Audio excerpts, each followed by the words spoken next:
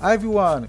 After some time just doing all the other things except decorating my island, I've decided finally to start working on something.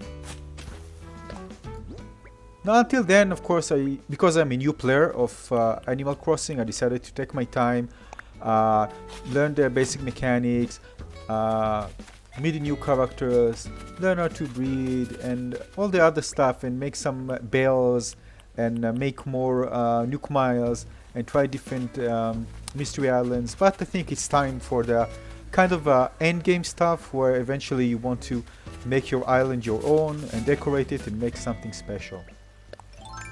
Now, after seeing how counterproductive those tools are, and not that intuitive sometimes, I've decided to dump my big dream for creating new textures for everything, because using an external software and then manually transfer it to the Switch is a very big hassle for me. So I decided just to use one texture which I saw, and maybe I'm going to use a bit more that other people are doing, and also I might create on my own a bit later on, but right now I'm just using what I have and try to create something with it.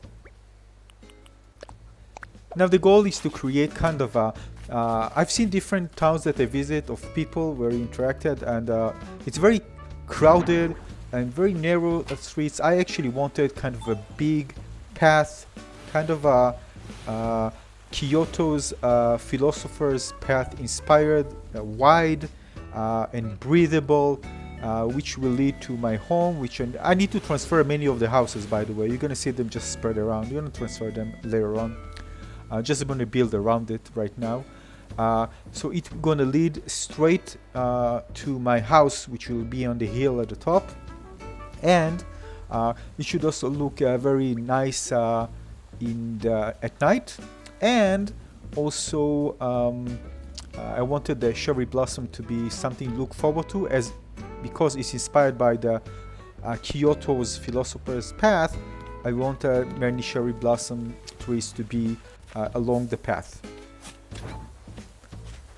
Now regarding the flooring, I decided to choose this. I tried dark and light and what the default ones, and actually I like this one because it actually fits the Imperial fence and the Japanese style design. And for some reason there are many Japanese style design items more than the others, so you actually are kind of led in your design direction to design something Japanese. But I'm sure that over time we get more items, I get more items, and I'll be able to kind of design different areas in a different design direction. But until then, that's what I have, so I need to do with this. I'm not going to change this one. The main plaza is going to be the main plaza, so I chosen kind of a light wood. This is a texture that pattern that another person had done. Just import it, and it looks pretty cool. And I didn't like the dark, I actually like the light because it looks nice both in the at night and look nice during the day. And you kind of feel like, I don't know, like kind of soft walking on it. You're not walking like on rock. So it feels actually really nice and open and breathable, and it goes well with the cherry blossoms. And of course they're gonna fade away soon because cherry blossom season doesn't last long. In fact, in Japan I was, and in Korea it actually lasts like 2 weeks, something like that, and then it's gone. Oh, maybe a bit more, but overall it doesn't last long. Anyway, so I decided to do something like that, and I put some lanterns and some decoration alongside the path, but I'm gonna put much more. But right now this is actually kind of the basic thing. Again, something a bit wide, not too wide because again the island is very small. I can easily take like 20% of the island if I build something big, because the island is very tiny. That being said, I wanted space, and also I connected it to the airport, so people when they come say, oh, we want to come to visit my house, no problem, just follow the main plaza to the path, long path. You can easily recognize it because it's kind of going to be very big and very lit, so it's very easy to recognize it both in the dark at night and in daylight. Now, of course, when you do things, I don't need to tell you, if you're experienced player, your island can look like a mess. and mine actually is. But this is a good time to arrange things. So I actually also moved all those fruit trees to another part, not here, not close to the main area, main city area, to the side. And then I brought out arranging the cherry blossom in a certain way. I took out many of the flowers. Some of them I decorated around the main plaza. I'm going to put more, of course, and later on I'm going to breed, but not now. Right now I'm skipping breeding for now. Maybe going to buy from some other players if I want something specific. But again, I'm using what I have. And of course, if I wanted to use other things, I use different colors.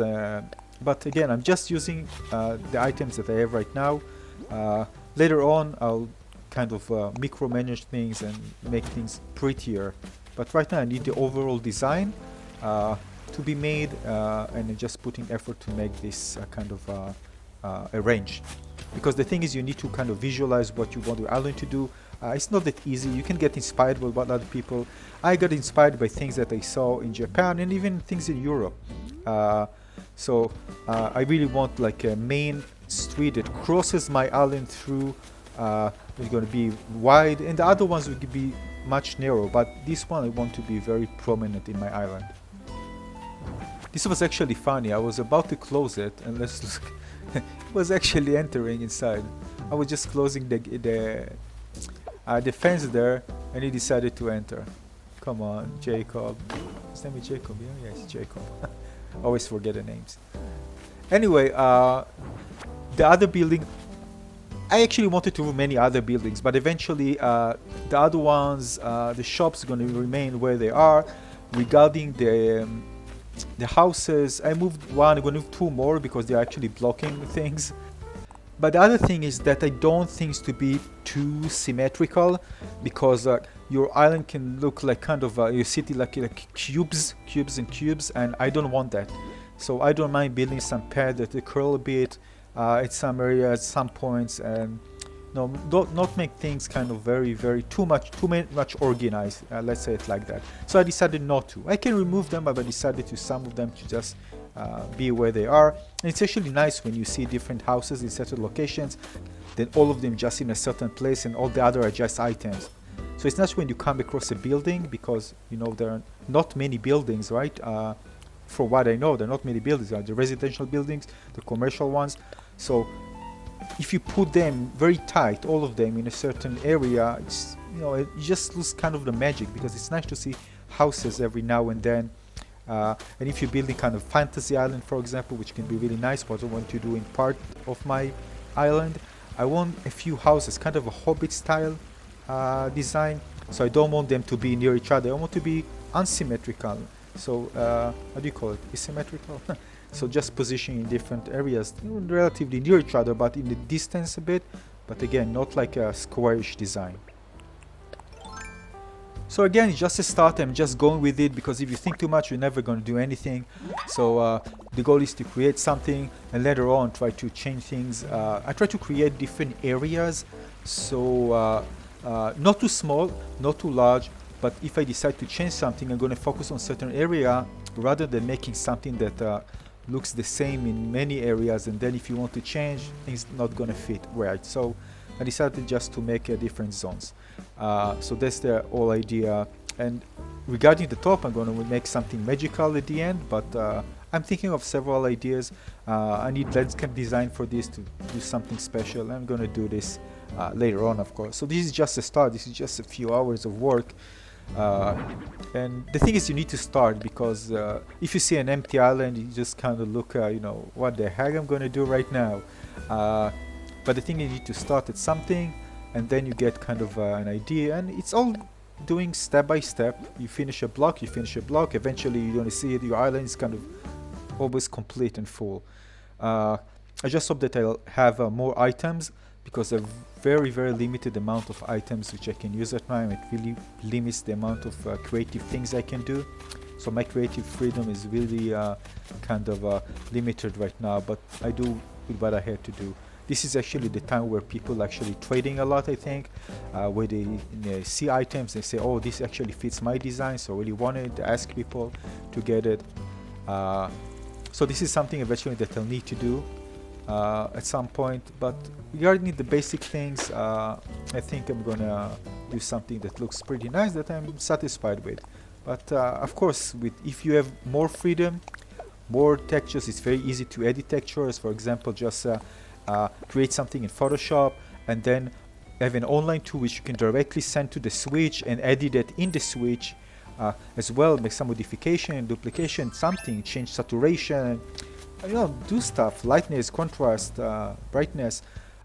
You don't have this, but this is kind of overkill probably for this game. But if you had this thing, and if the game was more productive in that aspect, you could create such more amazing things. I don't mean that people can still create great things with it. I'm just saying that it just limits the creativity to some degree, of course. And gonna be you see things that are repeat from island to island because you don't have too many items, and you can actually bring other 3D models inside, of course. So here I'm actually working on the forest area. Let's call it forest. So here I'm going to plant all the trees. I'm going to take out the cherry blossom and put the trees which are produce fruit, and actually have a few of them. I actually need to plant the pears. We got a pear. So it's going to be in a certain location. In this case, I didn't really care. I'm just going to do it diagonally so it won't appear square again. So I try to get away from the squarish design because I visited like 3 islands of people, and I saw very squarish design. Squares area, put many things, squares. And I don't want that. So even when I designed this kind of forest, I did it diagonally, and I'm going to do something around it later on. But right now we just, in terms of thinking, I'm just thinking how to do it. This house is going to go away, of course. It's just blocking everything, and I can design around this. I've designed around this, but it needs to move. So this is it. It's going to be special. And this even pool, I'm going to remove it, put something else. But right now I'm just putting, because I have so many things stocked. I just want to put them out. And of course, placing things around gives you an idea how you want things to look. So it's very easy to do. So just putting things, take them out. So that's what I do. So this is it. That's me starting out designing my island. Hope you enjoyed this one. If you have any question or want to tell me some tips how to do better, please do so. Thanks for watching. See you on the next video. Bye.